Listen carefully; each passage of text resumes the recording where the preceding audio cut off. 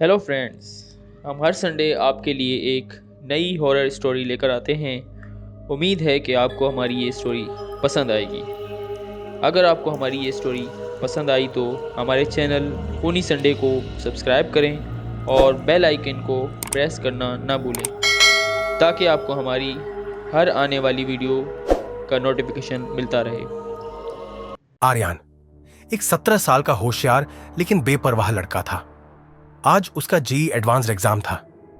रात भर वो अपने लैपटॉप पर गेम खेलता रहा। उसे पता ही नहीं चला कि कब रात बीत गई और कब अलार्म बजा और बंद भी हो गया। सुबह जब आंख खुली तो घड़ी देखकर उसके होश उड़ गए। टाइम निकल चुका था।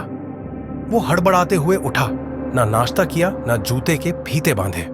बस बैग उठाया और अपनी नई ई बाइक पर सवार होकर निकल पड़ा। गूगल मैप ने उसे एक शॉर्टकट रास्ता दिखाया। शुरू में तो सब ठीक था, लेकिन जैसे जैसे वो रास्ते पर आगे बढ़ता गया माहौल अजीब होता गया। सड़कें सुनसान थीं, दुकानें बंद, पेड़ झूम रहे थे और हवा में एक अजीब सा सन्नाटा था। उसे ऐसा लग रहा था जैसे ये रास्ता कहीं और ही ले जा रहा हो। आखिरकार वो अपने सेंटर पहुंचा, ओल्ड सेंट मैरी स्कूल। ये एक पुराना स्कूल था जिसे अब एग्जाम सेंटर बना दिया गया था। गेट पर एक बूढ़ा चौकीदार खड़ा था जिसकी वर्दी पुरानी और मुड़ी तुड़ी थी। चेहरा झुर्रियों से भरा, आंखों में अजीब सा खालीपन। आर्यन ने हांफते हुए कहा, सर प्लीज अंदर जाने दीजिए, देर हो गई है। चौकीदार ने उसे गहराई से देखा और सिर्फ इतना कहा, अब वापस कोई नहीं जाता। उसने धीरे से गेट खोल दिया, जैसे उसे आर्यन का ही इंतजार था। स्कूल के अंदर का माहौल आम लग रहा था। हर क्लास में बच्चे शांत बैठकर पेपर लिख रहे थे। दीवारें साफ थीं, बोर्ड पर तारीख लिखी हुई थी और हॉल में एक अजीब सी खामोशी थी।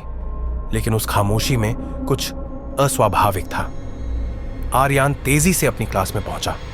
एक महिला टीचर जो सफेद साड़ी में थी ने उसे पेपर पकड़ा दिया। उसने बिना कुछ सोचे समझे लिखना शुरू कर दिया। पहले 4 सवाल उसने आराम से हल कर लिए। जब वो 5वें सवाल तक पहुंचा और उसे पूरा किया तो उसने घड़ी देखी। अभी भी 10:35 थे। वो चौंका, क्या वक्त रुका हुआ था? उसने कॉपी देखी, 5वां जवाब वहां था ही नहीं। ऐसा लगा जैसे उसने लिखा ही नहीं। वो इधर उधर देखने लगा। क्लास के बाकी बच्चे एकदम शांत थे, लेकिन उनके चेहरे अजीब हो चुके थे। एक लड़की अपने बाल नोच रही थी। उसकी आंखों से आंसू बह रहे थे, लेकिन चेहरा मुस्कुरा रहा था। एक लड़का अपनी उंगली से टेबल पर खून से कुछ लिख रहा था। एक और छात्रा बिना रुके हंस रही थी, लेकिन उसकी हंसी में दर्द और पागलपन था।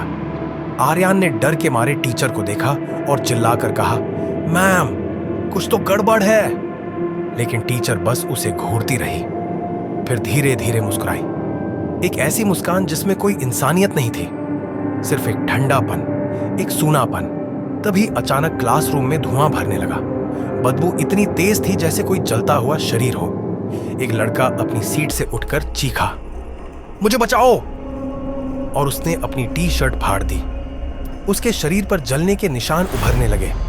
एक लड़की के हाथ पिघलने लगे जैसे तेजाब में भीगे हों। टीचर अब भी खड़ी थी, लेकिन उसकी आंखें अब सफेद हो चुकी थीं। और फिर उसने अपने ही चेहरे की खाल नोचनी शुरू कर दी। पूरे क्लास में आग लग गई।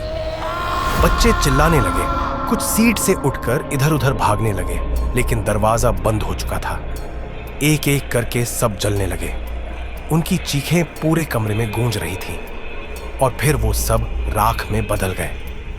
आर्यन ने डर के मारे आंखें बंद कर ली, और जैसे ही भागने को खड़ा हुआ, जमीन से एक जला हुआ हाथ उसके पैर से लिपट गया। वो चिल्लाया, खुद को छुड़ाने की कोशिश करने लगा, लेकिन हाथ ने उसे कसकर पकड़ रखा था। उसने आखिरी हिम्मत से पैर झटका और भागा। क्लास से बाहर निकला। आगे का सब कुछ धुंधला हो गया। जब होश आया तो वो स्कूल के मेडिकल रूम में था। एक टीचर ने उसे पानी दिया और पूछा, क्या हुआ बेटा? आर्यन ने कांपते हुए सब कुछ बताया।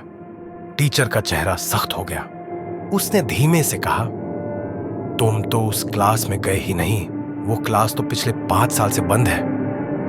आर्यन खुद बाहर निकला और उसी क्लास के पास गया। दरवाजे पर जंग लगा ताला था। मकड़ियों के जाले लटक रहे थे। जब वो स्कूल के बाहर जाने लगा तो वही बूढ़ा चौकीदार उसे फिर से मिला।